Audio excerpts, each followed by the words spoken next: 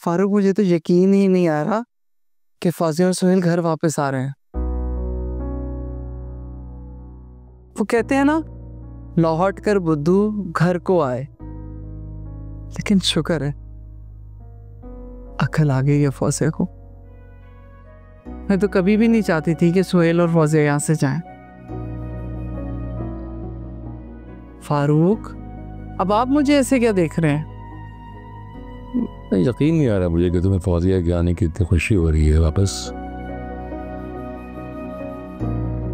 मैं तो ये सोच रहा था कि जब तुम्हें पता चलेगा कि फौजिया आ रही है तुम शदीद गुस्सा करोगे, तुम पूछोगे कि फौजिया दोबारा इस घर में क्यों आ रही है।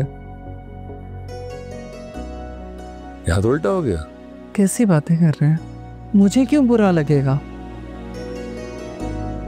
आप जानते हैं मुझे, मैं तो हमेशा से चाहती थी कि सुहेल और फौजिया हमारे साथ ही रहें। ये तो फौजिया ने ही बेवकूफ़ी की है, घर अलग कर लें। एक बात कहता हूँ आयशा, इसलिए नहीं कि तुम मेरी बीवी हो, तुम वाकई बहुत खूबसूरत दिल के मालिक हो। तुम जैसे खूबसूरत दिल के लोग इस दुनिया में बहुत कम होते हैं। क्या हो गया? आपको पता है मुझे हमेशा से भरे पूरे घर में रहने की आदत है। याद है ना जब अम्मा अब्बा हयात थे, तब तो हमारे घर की रौनक ही और होती थी, कितना मजा आता था।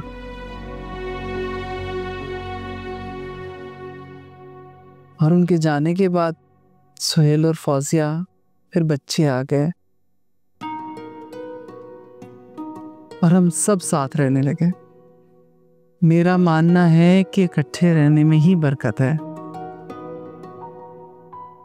ठीक कह रहे, बिल्कुल। अच्छा, मुझे ये तो बताएं कि ये लोग कब तक शिफ्ट हो जाएंगे? हाँ हाँ, बात हुई थी मेरी सुहेल से, तो कह रहा था कि भाईजान इंशाल्लाह 1-2 दिन में शिफ्ट हो जाएंगे। बस फिर ठीक है, मैं शबाना से कह के फौजिया का रूम साफ करवा देती हूँ।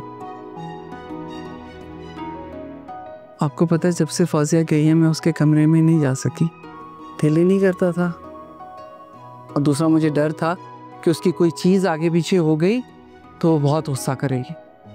ये सुहेल ने मजबूर किया है या फौजिया अपनी मर्जी से आ रही है? बताया तो है तुम्हें अभी मैंने, सुहेल से मैंने पूछा था तो उसने कहा कि फौजिया अपनी खुशी से आना चाहती है, तो मैंने भी फ़ौरन कह दिया ठीक है, तुम्हारा अपना घर है, जब भी चाहे शिफ्ट हो जाओ।